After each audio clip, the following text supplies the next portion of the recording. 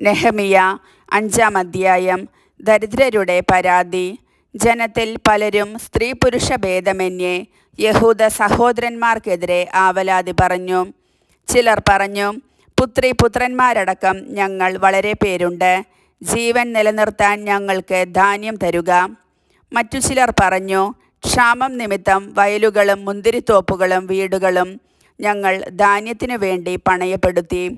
വേറെ ചിലർ പറഞ്ഞു, വയലുകളുടെയും മുന്തിരിത്തോപ്പുകളുടെയും മേലുള്ള രാജകീയ നികുതി അടയ്ക്കാൻ ഞങ്ങൾ കടം വാങ്ങിയിരുന്നു. എന്നാൽ ഞങ്ങൾ ഞങ്ങളുടെ സഹോദരന്മാരെ പോലെ തന്നെയാണ്, ഞങ്ങളുടെ മക്കൾ അവരുടെ മക്കളെ പോലെയും.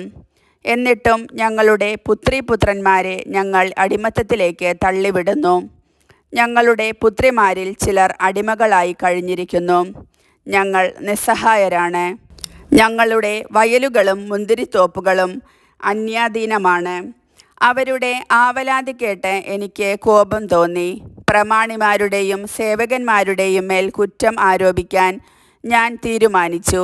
ഞാൻ അവരോട് പറഞ്ഞു, നിങ്ങൾ സഹോദരന്മാരിൽ നിന്ന് പലിശ ഈടാക്കുന്നു.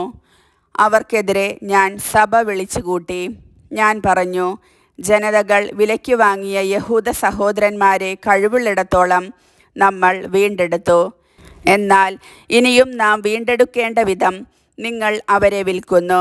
ഒരു വാക്കുപോലും പറയാനില്ലാത്ത വിധം അവർ നിശബ്ദത പാലിച്ചു. ഞാൻ പറഞ്ഞു, നിങ്ങൾ ചെയ്യുന്നത് ശരിയല്ല. ശത്രുജനതകളുടെ പരിഹാസത്തിന് ഇരയാകാതിരിക്കാൻ നിങ്ങൾ നമ്മുടെ ദൈവത്തോടുള്ള ഭക്തിയിൽ ചരിക്കേണ്ടതല്ലേ? കൂടാതെ ഞാനും സഹോദരന്മാരും ഭൃത്യരും അവർക്ക് പണവും ധാന്യവും വായ്പ കൊടുക്കുന്നു. പലിശ വാങ്ങൽ നമുക്ക് ഉപേക്ഷിക്കാം. അവരുടെ വയലുകളും മുന്തിരിത്തോപ്പുകളും ഒലിവ് തോട്ടങ്ങളും ഭവനങ്ങളും പണം, ധാന്യം, വീഞ്ഞ്, എണ്ണ എന്നിവയ്ക്ക് ഈടാക്കിയിരുന്ന ശതാംശവും ഇന്നു തന്നെ അവർക്ക് തിരിച്ചു കൊടുക്കണം. അവർ പറഞ്ഞു, ഞങ്ങൾ അവ തിരിച്ചു കൊടുക്കാം. അവരിൽ നിന്ന് ഞങ്ങൾ ഒന്നും ആവശ്യപ്പെടുകയില്ല. അങ്ങ് പറയുന്നത് ഞങ്ങൾ അനുസരിക്കാം. അനന്തരം ഞാൻ പുരോഹിതന്മാരെ വിളിച്ച് അവരുടെ സാന്നിധ്യത്തിൽ തങ്ങളുടെ പ്രതിജ്ഞ നിറവേറ്റുമെന്ന് നേതാക്കന്മാരെ കൊണ്ട് ശപഥം ചെയ്യിച്ചു. ഞാൻ എൻ്റെ മടി കുടഞ്ഞുകൊണ്ട് പറഞ്ഞു, ഈ ശപഥം പാലിക്കാത്തവനെ ദൈവം ഇതുപോലെ അവൻ്റെ വീട്ടിൽ നിന്നും ജോലിയിൽ നിന്നും കുടഞ്ഞു കളയട്ടെ. അങ്ങനെ അവന് എല്ലാം നഷ്ടപ്പെടട്ടെ. അങ്ങനെയാകട്ടെ എന്നു പറഞ്ഞ് ജനം കർത്താവിനെ സ്തുതിച്ചു. അവർ പ്രതിജ്ഞ പാലിച്ചു.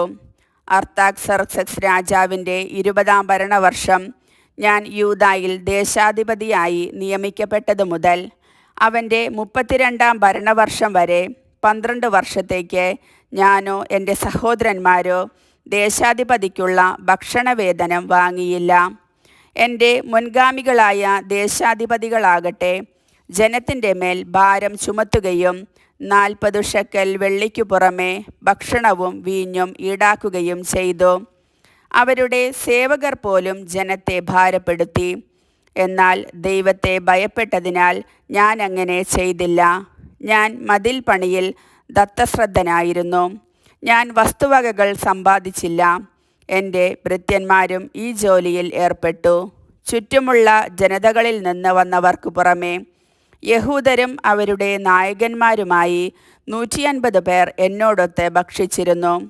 ഒരു ദിവസത്തേക്ക് ഒരു കാളയും കൊഴുത്ത 6 ആടുകളും അതിനൊത്ത കോഴികളും ആണ് വേണ്ടിയിരുന്നത്. 10 ദിവസം കൂടുമ്പോൾ വീഞ്ഞു നിറച്ച തോൽക്കുടങ്ങൾ ധാരാളം ഒരുക്കിയിരുന്നു. എന്നിട്ടും ഭരണാധികാരിക്കുള്ള ഭക്ഷണവേതനം ഞാൻ ആവശ്യപ്പെട്ടില്ല. കാരണം ദുർവഹമായ ഭാരമാണ് ജനം താങ്ങിയിരുന്നത്. എൻ്റെ ദൈവമേ, ഞാൻ ഈ ജനത്തിനു വേണ്ടി ചെയ്തത് ഓർത്ത് എനിക്ക് നന്മ വരുത്തണമേ. കർത്താവിൻ്റെ വചനം.